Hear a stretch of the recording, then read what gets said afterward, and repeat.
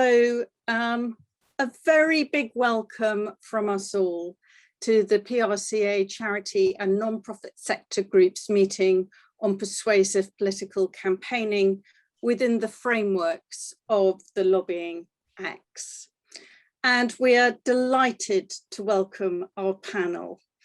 Nancy Platts, member of Campaign Collective, councillor at Hove and Brighton City Council, and former leader of the opposition at that council. And John Morrison, chair of the PRCA's Public Affairs Board in Scotland and managing director of Morrison Media. And Sorana Vieru, head of campaigns and public affairs at Women in Prison. So beginning with Nancy, as a member of Campaign Collective, is going to tell us about Campaign Collective's guidance on what can be done under the Lobbying Act. Then Nancy, as a councillor, is going to share with us what it's like to be on the receiving end of charity campaigning communications. And as a councillor and communicator, she's going to give us some tips about persuasive campaigning.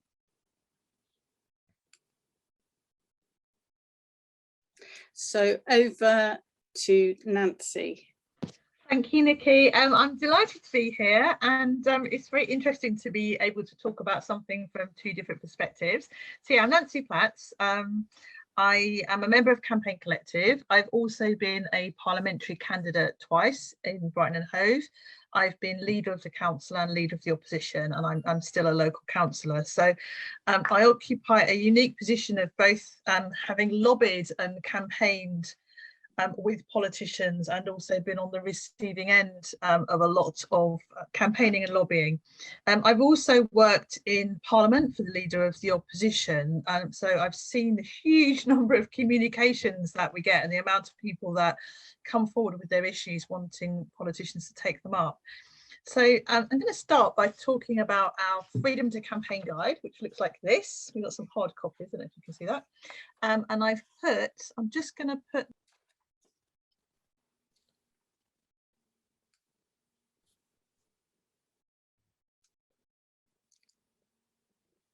Sorry, I've just realised I was muted. Did you hear any of that?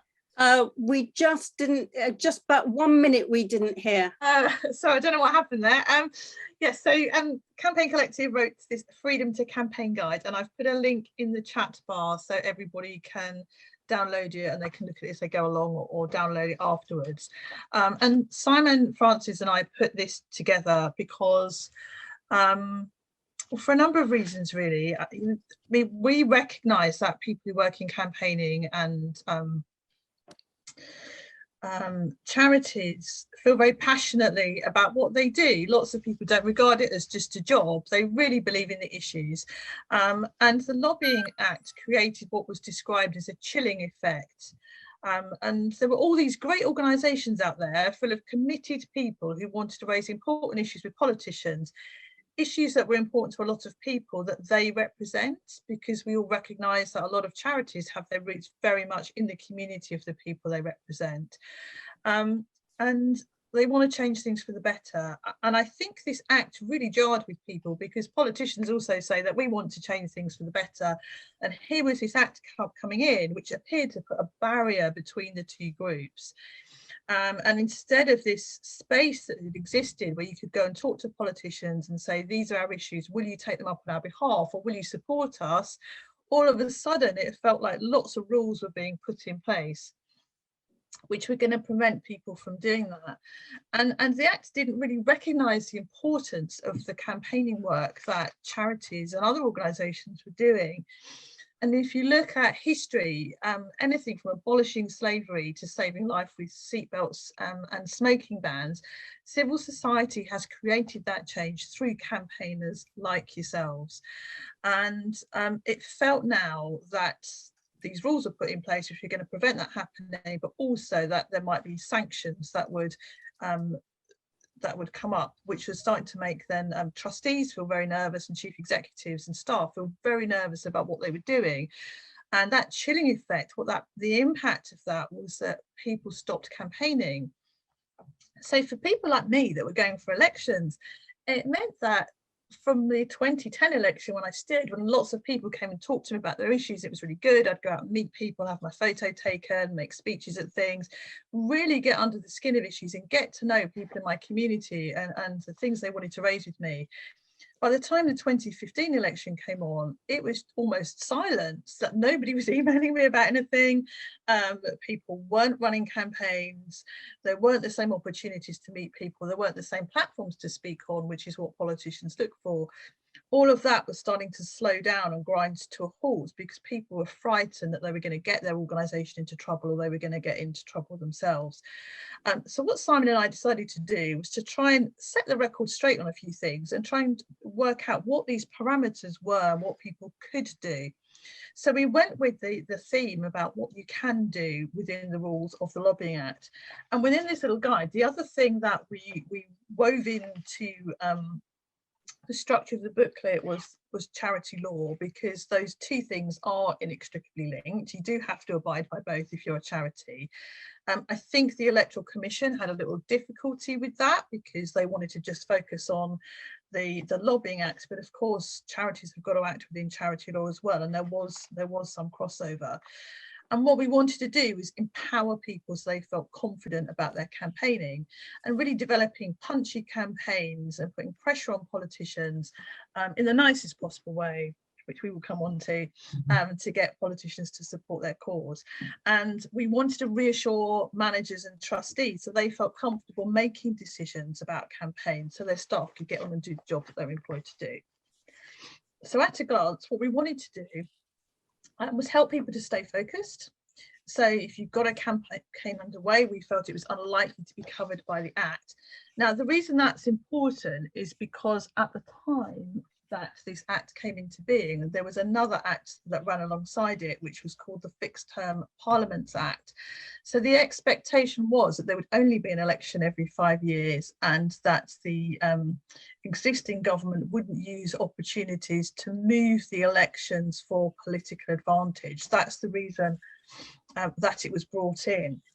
And what that enabled the Lobbying Act to do was to say, if you campaign within a certain time period, then you have to make a record of how much you spend and what you're doing, and you can't do certain things in this time period. Well, of course, all of that literally went out of the window when the government didn't stick to the Fixed Term Parliament Act, and all of a sudden it left charities and trade unions saying, so what's the time period we now record everything in? And that question has yet to be answered, and it has left everybody a little bit at sea, I think, trying to work out how they retrospectively record things, just in case they're challenged under the Lobbying Act. So from that perspective, you know, it's really not a helpful act to campaigners. So what we said was, look, stay focused. If you've got a campaign underway already, it's unlikely to be covered by the Act, and I would still hold with that. The second thing would be to stay neutral, and this is that's something that people working in charities are quite used to, and a lot of organisations are quite used to anyway, is don't be party political and don't reciprocate support. So you can't say that everyone in our organisation will support you if you sign up to our petition or our campaign. And also not to publicly shame politicians, which is something we'll come on to in a minute about what's the best way to persuade people. Public shaming doesn't really work because a political party doesn't support you, and that is just something to be mindful of if all of a sudden perhaps the government in being says they're going to bring in a particular piece of legislation that is going to affect the people you represent. So the third piece of advice is to stay within the law. There are some things called public and purpose tests, which sounds very complicated, but actually we've simplified them. If you look in the guide, we've simplified down what the public and purpose test is. And really, you know, some of this is just common sense. It's just saying, you know, are you doing this in order to represent the people that are members or supporters of your charity? And is what you're doing something in the minds of a reasonable person that is not being seen to influence political party policy? So it's just always about not being party political. Fourth one is just to stay clever.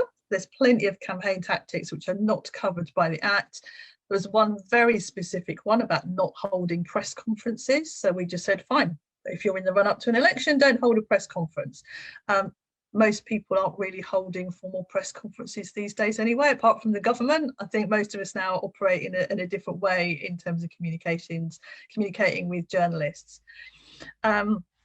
And the fifth one that I referred to earlier is to stay on top of time. So just keep records. If you are running a big campaign and it feels like you might be in the run up to a general election, particularly, or a metro mayor election, something like that, just keep a record of how much time and expenditure is going on the campaigns that you're organising. Obviously, the longer, I mean, there's a common sense element here, isn't there? The longer a government's in power, the more likely it is you might be in the run up to an election. But certainly once a date is announced, that's when you must start to think about this and keep records. And a lot of the Lobbying Act really hangs on the charitable purpose of an organisation. So it's time for charities to go back and look at their objectives and decide really what it is you were set up to do. If you were set up to raise awareness about an issue or promote education or to tackle poverty, your campaign should be about that. So what you want to avoid is mission creep. You want to avoid starting to campaign on other issues, and you want to keep an eye on costs and make sure that you're not spending over £20,000. You can spend over £20,000, but then you've got to start declaring it. So you've just got to be on top of it and make the decisions as you go along. So I'm going to leave it there on the freedom to campaign for now, because I've put my stopwatch on and I can see my time is running out. And I wanted to get on to what it's like really to be on the receiving end of charity communications and campaigning, as well as what it's like to deliver it. So I had years of delivering campaigns before I went into politics, and actually going to politics taught me a lot about what to do and what not to do. So I've got a couple of top tips. The first one was actually I can't lay claim to, someone else I've got to give credit to for this. When I was on a training course, once said to me, don't walk into the room shouting, like treat other people with respect, and take the time to set out your campaign. So I would say create the space to make your case. That's the way to remember it. Create the space to make your case, because what you want is for the person on the receiving end of your message to be receptive. And if you walk into the room shouting, and by that I mean, sort of demanding, threatening someone's vote, if you don't do what I want, I'm going to make sure people vote for you. None of that stuff really works. It just turns people off, because politicians went into politics to change the world as well. And they would see this. They would see politics as a natural progression from campaigning, a way of actually being one of the decision makers and having the space to actually make the change happen that people want. So respect the fact that they will have a vote and that they might be able to use it to support you. But there's lots of other things they can do to support you as well, some of which you might not know about. So creating that space to have a conversation is what you want to do. You want to start the conversation. And that means sometimes offering something first, like building relationships is really important. I'm going to be much more warmer and I'm going to be much more receptive to people I know, like we all are with friends and people that we know. So if you've got a particular issue, take the time to get in touch with politicians and build a relationship as you go along. Maybe ask them to come and speak at something, or just drop them a line now and again, or try and meet them just to say, look, can we just update you on our issues? So the first thing you're not doing is going in there and making an ask. And understanding the power that they have is really important as well. Sometimes MPs don't have a lot of power. Understanding how decision making and the process works is important. They won't expect you to know the infinite detail around how legislation is made, but things like if you want an MP to do an early day motion for you, understanding that people who sit on the front bench of Parliament are not allowed to sign early day motions. Knowing that political parties vote as a group and they have a whip system is important. They are very unlikely to rebel and go off on their own just because you've made the case to them. You know, they will need a really strong reason to do something that goes against their party whip. Understanding MPs' backgrounds is interesting and important. It's good to go and appeal to people who have worked in a similar environment to you. For example, we do some work at Campaign Collective with the Social Workers Union and the British Association of Social Workers. I happen to know that Kat Smith, who's an MP now, used to work there and was their public affairs person. So I know that's her background. It's always worth looking them up on even just Wikipedia or their own websites and having a look at their background, because lots of them are former councillors. So if you want to talk to them about something happening in your local area because you're running a local campaign, you know, find out if they were a local councillor, because they like the fact that you've done your homework. Again, it's another good persuasive tactic, understanding what makes them tick. And have a look at perhaps the way they voted on issues before. There is really no point if someone has consistently voted against something. There is really not very much point in trying to go and then persuade them to vote in the other direction. They're unlikely to do so. And, you know, sometimes people can be quite dismissive if you haven't done that bit of homework. So if you're going to persuade people, be interested in them, treat them like individuals, treat them like human beings, and create that space to have an intelligent conversation and know when it's time to keep going and know when it's time to give up. And I think in terms of written communications, anybody who's worked in and around public affairs will always say, never send a politician like big booklets, big documents, heavy reports. You really want to be sticking to 1 or 2 pages. And I know how impossible it is to get everything you want to say into 1 or 2 pages or a short email, but trust me, it's worth it. Again, see it as a conversation opener. The stacks of stuff we used to get when I worked in Parliament, piles and piles of post, sacks of post would come in on a daily basis. At one point, when I worked in the lead of the opposition's office, we had 10,000 emails in the inbox. Okay, the politician's never going to see all those emails. They're certainly not going to read the stack of reports. We literally recycled them all. That's what happens to them. And that sounds tough when you've spent a lot of time putting work into it, when you've made it nice and glossy, you've got a great photo shoot. Take it with you if you go to a meeting, if you go to a briefing, take it with you and offer it, because then they'll see it, they might remember it, and their researchers might take it and their researchers might use it. And certainly the policy team in the lead of the opposition's office loved the policy documents. So again, it's thinking about who to target. Civil servants like the policy documents. They will literally pick stuff up and lift it and use it as their policy. But when it comes to the politicians themselves, you're really talking about a short email. And I cannot tell you how many times before I go in to vote as a councillor, I get a wall of words from hundreds of people who want me to vote a particular way on the issue. I won't be able to respond to them physically. I can't respond to them. But we will do a standard reply from us as a group. We will put that on our website and we'll put an out of office reply up saying, if you're emailing us today about the budget, that's what we're doing. And we'll consider what everyone said. But emailing people the same day as the meeting is ridiculous. Just don't do it because no one will have time to read it. You need to be planned. You need to do things well in advance. And they're certainly not going to read lengthy emails. You really need to bullet point stuff up, keep it top line. The most valuable thing you can put on an email to somebody who you want to take up your case is your phone number. It's the amount of times I've realised, oh, I could do with some information for a speech. I'm writing something last minute. I've suddenly been asked to go and speak at something. And I will want to get another bit of information or a local statistic, because that's another thing that's really important. Local is important. And there's only an email, and then I get an out of office reply saying that, sorry, that's my time again. Saying that someone's off on leave for a week. You know, if you can have someone to call, that is just so much better, because you pick up the phone, ask your question, get your answer, it goes in the speech. Because ultimately what you want people to do is to use your information in their speeches to make the case about something that you want them to vote for. So there's loads of information I've just thrown at you, and I'm conscious I've talked through it really, really fast, but that's my 15 minutes up, I think, because I did set my time on and we've just heard it go off. Okay. So thank you for listening, and I'm happy to take questions later. Lovely. Thank you very much, Nancy.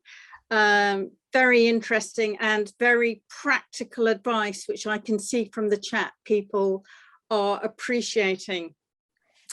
We're turning now to John Morrison as chair of the PCR, a public affairs board in Scotland and managing director of Morrison Media, who's going to be explaining how the Lobbying Act in Scotland differs from legislation south of the border. And he's also going to be sharing some of the lessons learned from the elections in May. So over to you, John.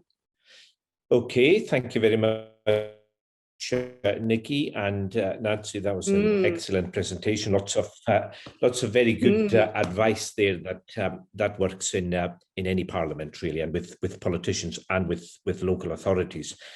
So I look, as you were saying, Nicky, I'll look at the Lobbying Act in Scotland. How did charities behave during the Scottish elections? And I will set my timer running as well now. And what does effective lobbying look like? I'll probably shorten that because I think Nancy's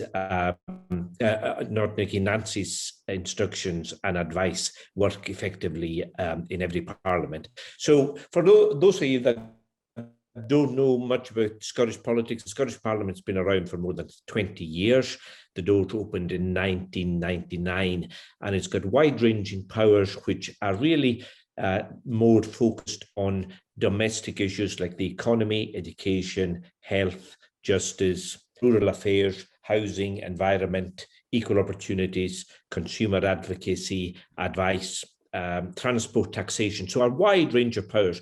And essentially what the Parliament was set up to do was to have Scottish solutions to Scottish problems.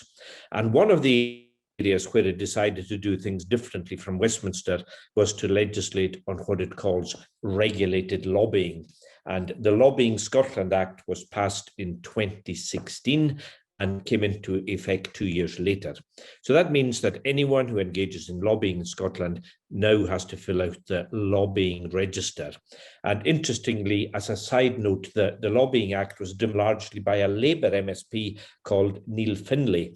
And for those of you who follow Scottish politics, you'll know that the SNP have been the largest party in the Scottish Parliament since 2007, which means they've been the government since then.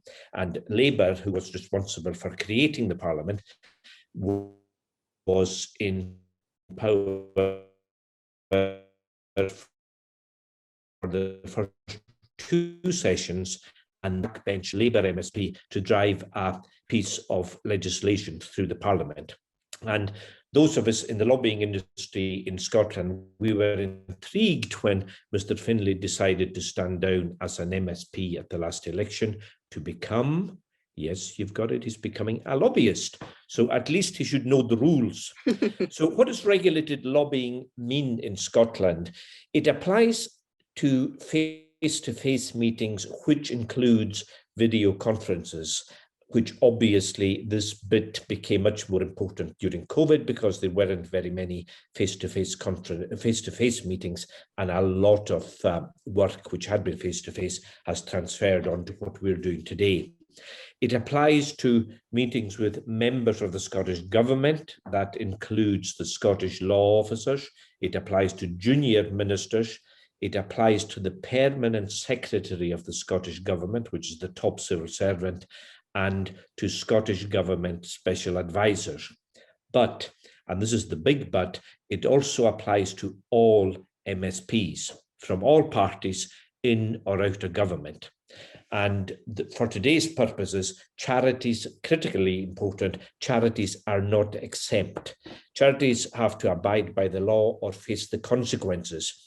Now, realistically, while there are punitive measures that can be taken against organizations that don't register themselves, that don't follow the law, the main damage that can be done is being named and shamed as not complying. So it's probably reputational damage is the biggest thing, and you really don't want to be there. So it's quite interesting as part of my research to look back at the time when the debate about the Lobbying Act was raging, and some of the quotes were really pretty strong. Martin Syme, who's chief executive of the Scottish Council of Voluntary Organisations, he said the Lobbying Act could have an absolutely chilling effect on debate and legitimate criticism. And we also had Lord Harris. He was speaking in the House of Lords, and he was talking about basically lobbying acts in general. He said, we've had clear evidence that a number of campaigning groups have already decided not to campaign or not to join with other bodies to campaign on an issue because they're frightened of running foul of the Act.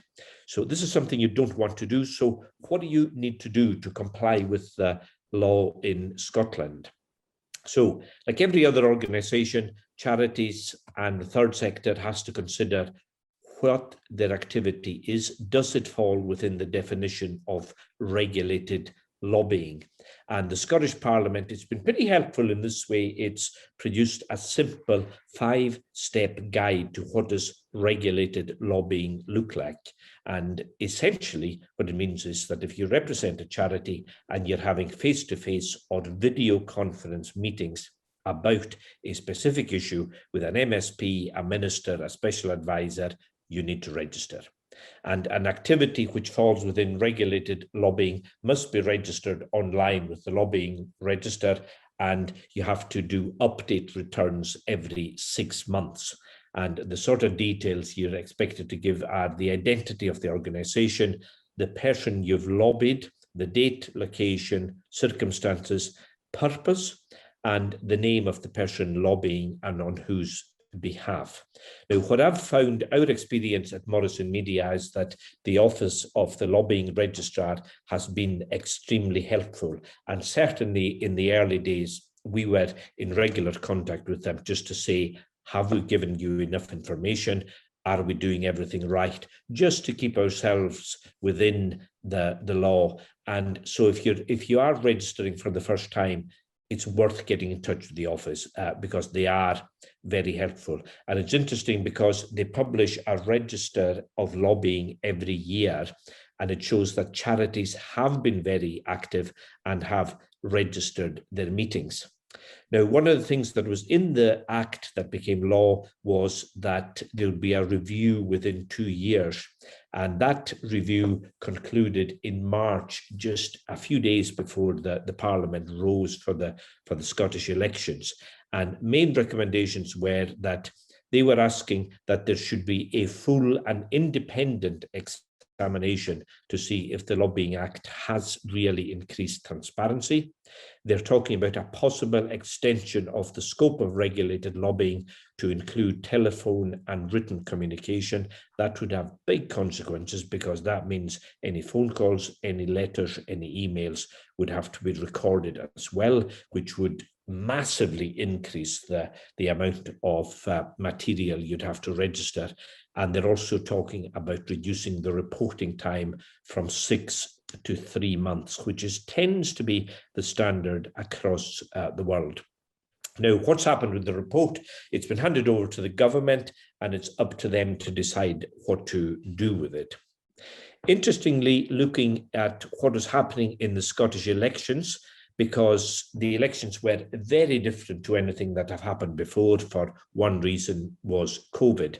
So essentially, we have worked with lots of organisations, and I'm sure a lot of people in the audience today will have done it as well, where you've run hustings events and you've had them face-to-face, you've had an invited audience. None of that was possible during the Scottish elections, so everything moved online. But I've also been looking at what's been happening, what the report on from this committee was saying about lobbying, and they raised quite a number of similar issues, concerns that people have. For example, Poppy Scotland, they've been working to further the interests of the armed forces community. They've got a campaign, #Honour the Covenant, and they run a manifesto in the run-up to this year's Scottish elections. This is a very common thing to do, and they asked candidates across all parties to support their campaign to stand up for veterans. Now, this has been really successful, but it's interesting that their evidence to the committee, they raised one of the issues which has been a very common complaint, was that people were finding parliamentary receptions really tricky, because if you imagine when you hold a reception, you might get a lot of MSPs. The more popular your campaign, the more effective your campaign, the more people that will turn up. How do you recognise the MSPs? Ministers tend to be more easily recognised because usually they'll have civil servants in their trail taking notes. They're also higher profile. They tend to be more on television. But if you are actively working for a charity and you're going along to the Parliament, how do you know you're talking to an MSP? Because a lot of them might not be wearing ID. So a lot of organisations are very reluctant now to hold these type of events. Obviously, these events haven't been held that much in the last year or so. And the final one, I was looking at who's behaved, who hasn't behaved, and I could really only find one example of an organisation that hit the headlines, and there's even a question mark over whether they broke the rules or the law for charities, and this was the Scottish Gamekeepers Association. They have a registered charitable trust, but they also operate as a limited company. Now, interestingly, they did something that is not allowed for charities to do. They ran an online campaign against the Green Party because they said the Green Manifesto would be extremely damaging to their interests and to the rural economy. Now, legally, they're not meant to be doing this, but the association insisted that the campaign was run by the limited company. As far as I'm aware, Oscar, the charities regulator, has not really investigated this. It hasn't gone too far, but it sort of strayed that there was questions in the media about that. Now, so that's really the only bad example I've seen, and there's a question mark whether they actually broke the rules. But a lot of charities have used the elections very effectively. They've done cross-party, which is always good, as Nancy was saying, and they managed to get support. What that actually means effectively in terms of lobbying effectively, I'm not sure. So if you're running a lobbying campaign in Scotland, you have to make sure, does it advance the charity's charitable purposes? Does your governing rules, the governance which tells you what you can and can't do, does it allow you to do lobbying?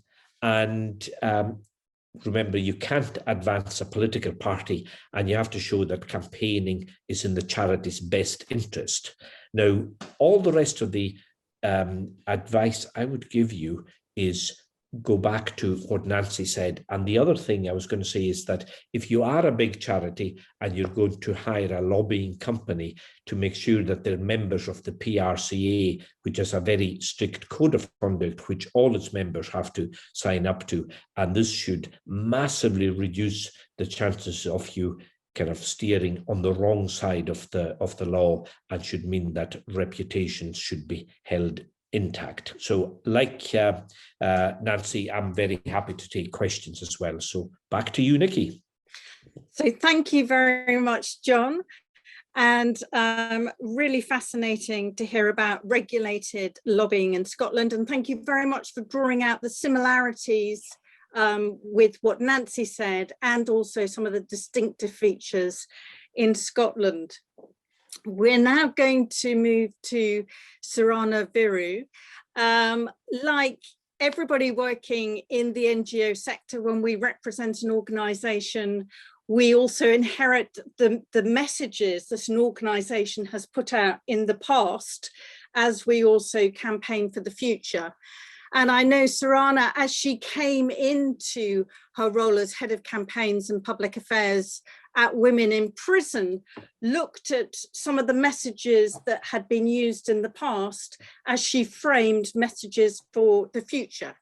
And she's going to discuss with us how to frame compelling messages. And thanks to our previous speakers, because everything is absolutely bang on time. So over to you, Sorana.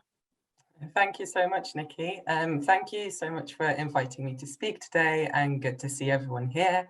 As I said, I'm currently the head of campaigns and public affairs at the national charity Women in Prison. And for the past 10 years, I've worked in charity and non-profit campaigning across a range of policy issues, including education, problem debt, homelessness, and now criminal justice.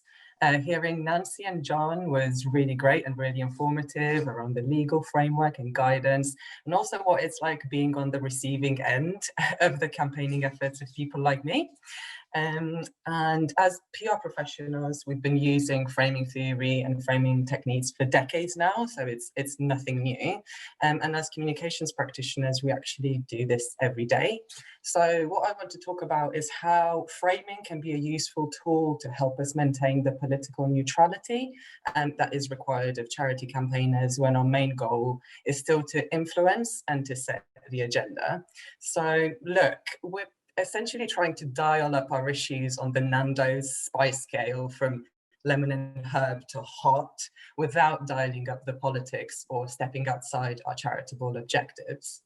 And a special advisor once told me, Sorana, everyone agrees that we should end homelessness. We just don't agree about how to do it. So I'm here to make the case that language is as important as policy, and it could really make or break the uptake of a campaign, not just by a public audience, but also by decision makers.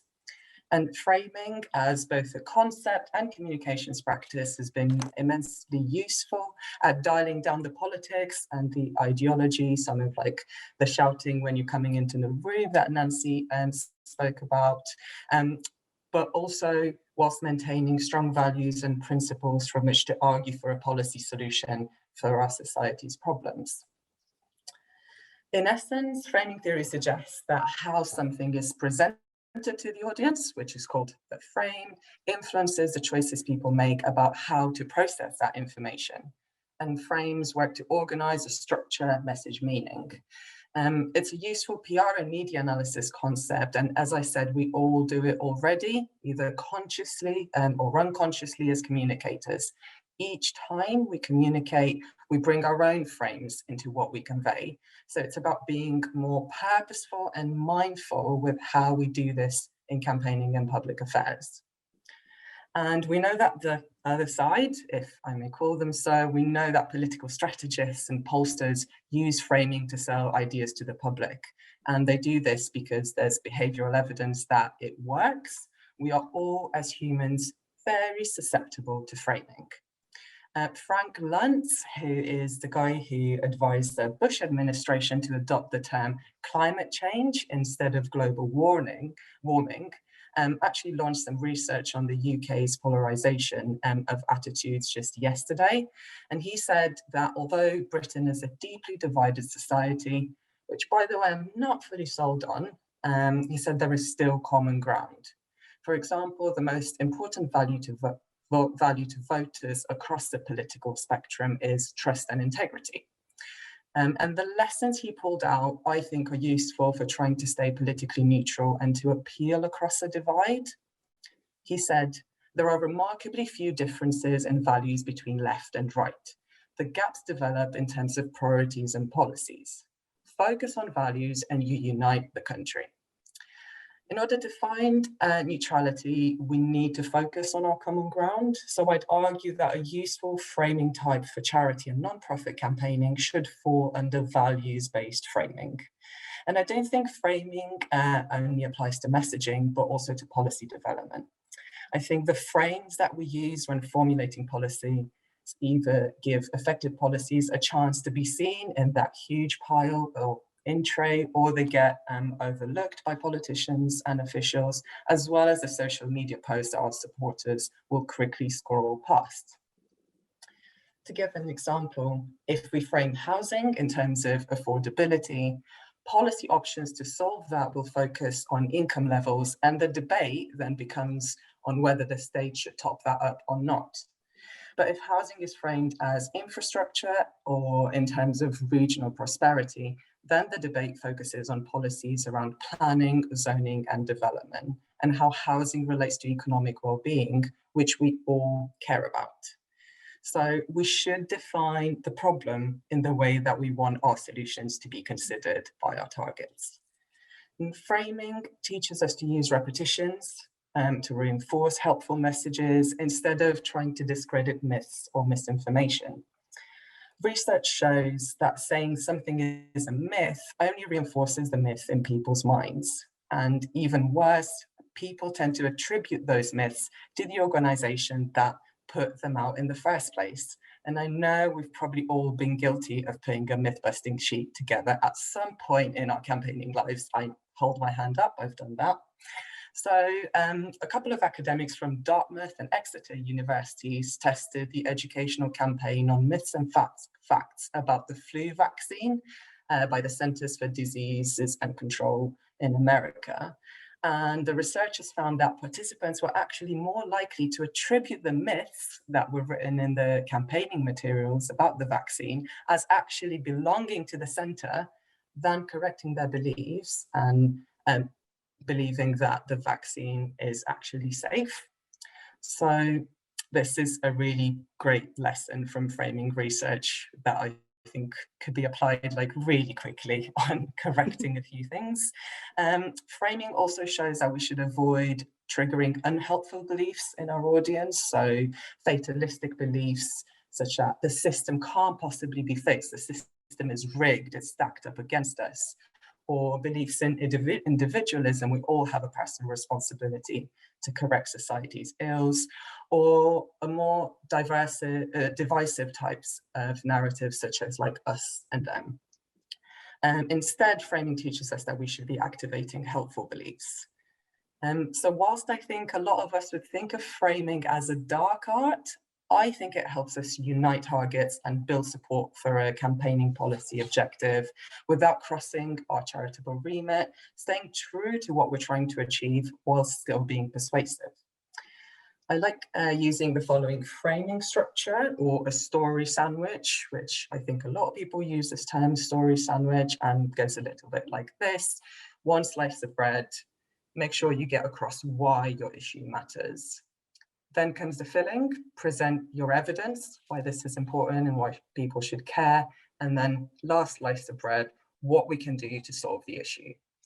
And to put this into practice, I'll break down this framing approach to building that story sandwich in 3 steps.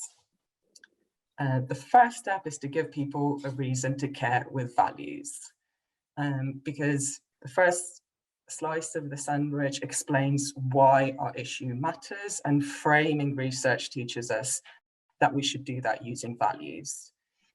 For example, when the Frameworks Institute in the US researched what would help gain public support for policies around drug addiction, the value of sympathy with a message that read, we should feel very sorry for people struggling with addiction, didn't work to actually increase public support for the policy solutions proposed.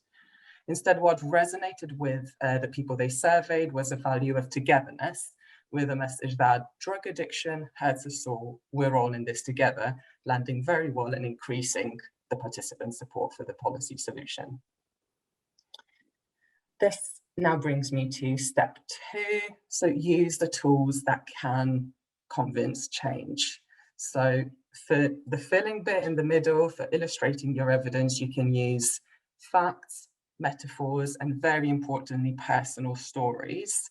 And I'm offering to give you an example for some of my own recent work, reframing our recent campaign against building more prison places for women.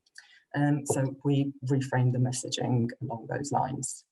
It's not right that a child suffers too when their parent is sent to prison and families are needlessly separated. 9 in 10 children have to leave their home when their mother goes to prison. It doesn't have to be like this. Women's centres in local communities are proven to help women address the root causes of their offending, which often include poverty and domestic abuse. by investing in community solutions, we can keep children and their mothers together. So you'll see that I started off priming with a value, and that was a moral human rights values that families should be together. And then I gave a statistical fact to show the scale of the problem, and then closed off and offered a solution and trying to combat the fatalistic thinking that nothing can change, that there are no alternative solutions to prison. I want to give a tiny caution around the use of statistics. Numbers prove a point, they aren't the point. So I would avoid overusing statistics and make sure that we just include the right data that fits within our frame and supports the values we want to illustrate, because too many statistics can cause confusion. Too much filling in a sandwich can make it really hard to eat. And the last step, the third one, is checking that you're telling the complete story. So we've showed why it matters.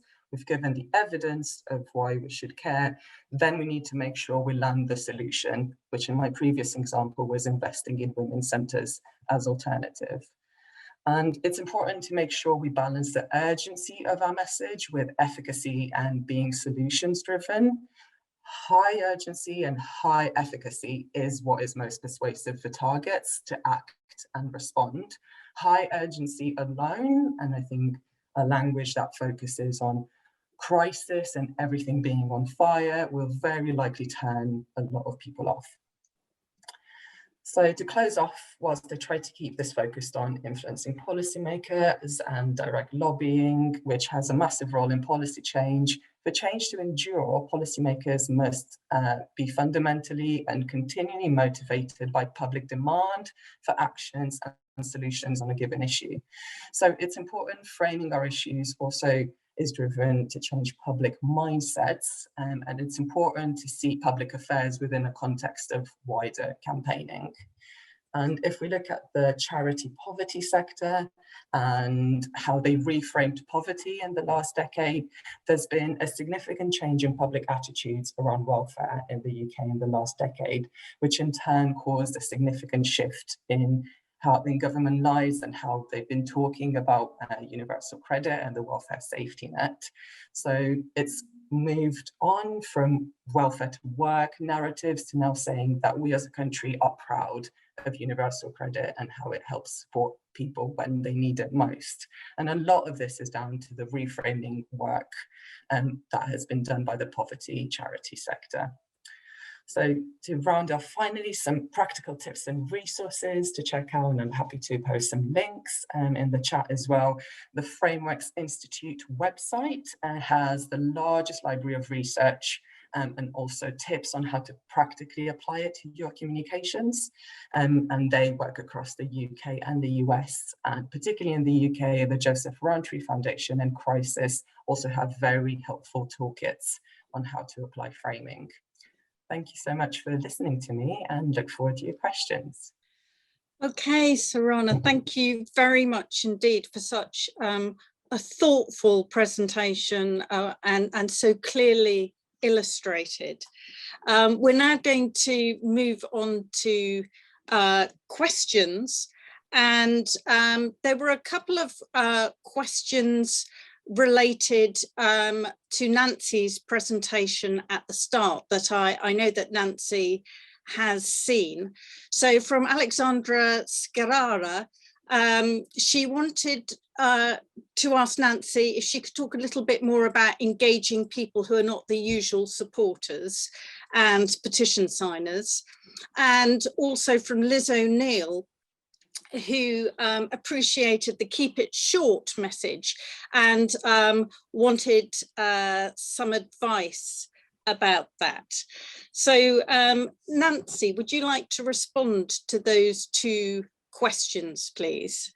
Yeah, thank you. Yes, I'll try and do the more difficult one first, by the anxious middle, which is a great expression from Alessandra. I mean, I think It depends why they're feeling nervous about signing. It could be because it will take them against their existing party policy. It could be because they don't understand the issues. I do think, talking about myths, one of the myths is that sometimes politicians are across every issue and they're not. And sometimes the reason they won't engage is because they're nervous about not really understanding things and it's not their background.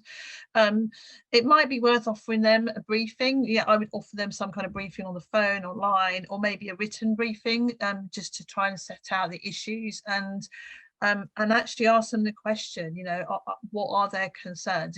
Are there things that you could help address? And then you can kind of go in a bit more directly. And on the second issue, oh yeah, this is a perennial one, trying to get other people to appreciate you can't pack everything in because it won't be read. I think if you've got 4 pages, you're down to 4 pages, you're already doing something right. I think this is where appendices could become your friend. And take the 4 pages and say, yeah, that's great, thanks everyone. Turn it into your 2-page briefing and just attach the rest as an appendices, and that keeps both parties happy. Thank you, Nancy. And I loved your advice about the most important thing being the telephone number, which is Yeah. super brief, isn't it? So thank you very much for those questions. I've got a question for John. Thank you very much for all the insights into regulated lobbying, and really fascinating to hear how that may extend to telephone and written communications. I just wanted to ask you about formal meetings and informal bumping into people. Some politicians may be famous for sofa meetings that aren't meetings. And I just wondered whether you had any thoughts about the formal and the formal in the context of face-to-face, please. Yes, I think this, am I on? Yes. My background was in journalism, and I worked for the BBC for a long time. And this question on brevity is really important. I'll just touch on that because one of the questions that I do media training as well. And when we do training and we're preparing people for going on television, and I tell them that you are likely going to get 15 seconds on the news program, TV news, equals 45 words. That really focuses minds on what is the key message. And I would echo everything that Nancy was saying about making sure everything is concise. But if you focus down to 45 words, which is essentially 1 long sentence or 2 short sentences, I think that really helps you get your message across. Now, this became an issue in terms of formal, informal. If it's formal, clearly it has to be registered. And this is where it's particularly onerous in Scotland, because even if you talk to a backbench MSP who you know is supportive of what you're trying to do, that has to be mentioned as well, has to be recorded and registered. Equally, if you're in the supermarket and you bump into, or more likely in a bar once the pubs open again and we're able to go for a beer, and you bump into a politician and you can chat with them about England winning or Denmark winning in the European Championships. That's not lobbying. You can chat to them about the weather, you can chat to them about anything. But if you move into gear and move into your professional zone and say, oh, by the way, we have written to all MSPs about X, that is then beginning to stray into lobbying. And if you move into that, that has to be registered. And I know lots of companies and organizations have a sort of zero tolerance, that they expect any engagement with politicians to be registered, to the extent that some MSPs that I know find it quite surprising that when something pops into their email saying this has been registered as lobbying, and they haven't actually realized themselves that they were being lobbied. But I guess that's them getting familiar with the rules and regulation as well. So I think the advice I would give is, if you're talking to MSPs and you stray into something that involves your work, say for 2 to let them know. But equally, my advice on the lobbying registrar, obviously he's not going to welcome this, that I'm telling everybody to phone them or email them, because if you all do it, it causes them problems. But they are very good, the Scottish Lobbying Registrar's Office, on giving you advice. Thank you, John. That's really helpful and useful. Sorana, just one question for you.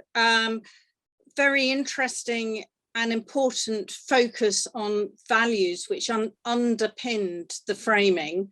Not all charities have actually formally identified values. So do you have a word of advice about actually crafting and agreeing? I mean, it is an enormous topic, but any top line advice to any of us working for NGOs that, although have a lot of conviction about the purpose, may not necessarily have honed down values? That's a great question. Thank you, Nicky. I think the context very much also depends about the issues, I think, that the charity campaign's on, and also particularly around who the beneficiaries are, for lack of a better term, the people they work to help, I think. And often, kind of depending on size, that will limit the resources and kind of the framework of the process for that forming of the strategy and the values and the commitments that they have. But I think in all instances, a bottom-up approach is extremely important, where the beneficiaries of the charity and also the supporters of the charity kind of form the base of the development of those values, so that there's a good listening exercise around what values can motivate people to take action. If you're signed up to the emails of a charity or identified as a campaigner of a particular charity, what will spur you to go and speak to your friends and speak to your family about a particular campaign when it lands into your inbox? So I think it's very, very important to put, I think, beneficiaries and supporters at the heart of starting those values conversation, when I know in actual reality it can sometimes be in a stuffy room with trustees, I think, where there's lots of conversation around wordsmithing, I suppose, rather than starting with what do we want our audience and our supporters to think, feel and do when it comes to the branding of the charity as well, and the campaigning and our mission and our goals. So really starting from the bottom up and thinking about how we can grow membership and support, rather than from the trustees downwards, and kind of the views and perspectives that the people have. That's very interesting. So really that takes us to the conversation about who owns the NGO brand, doesn't it? And about involving multiple stakeholders.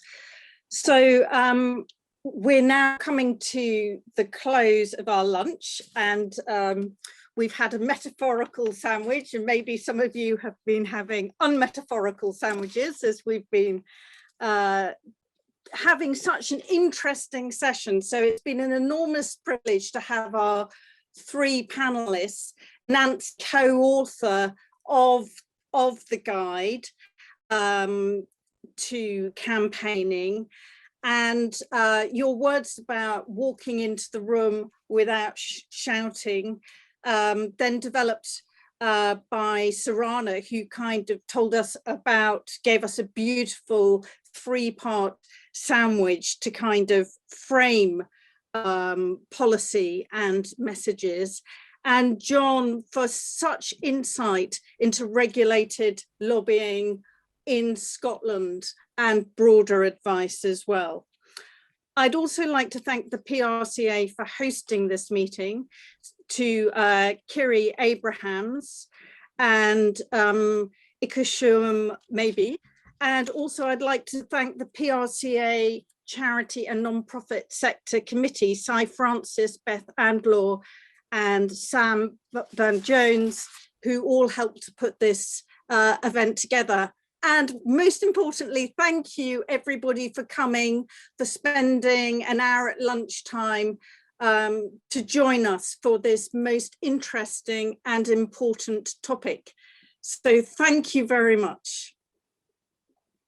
Thanks for having us. Thank you. Thank you, everybody. And there will be a blog coming out of this event, which is going to be very hard to write. There's been so much interesting information and guidance. So thank you very, very much, everybody. Thanks, Bye. everyone. Thank you. Bye.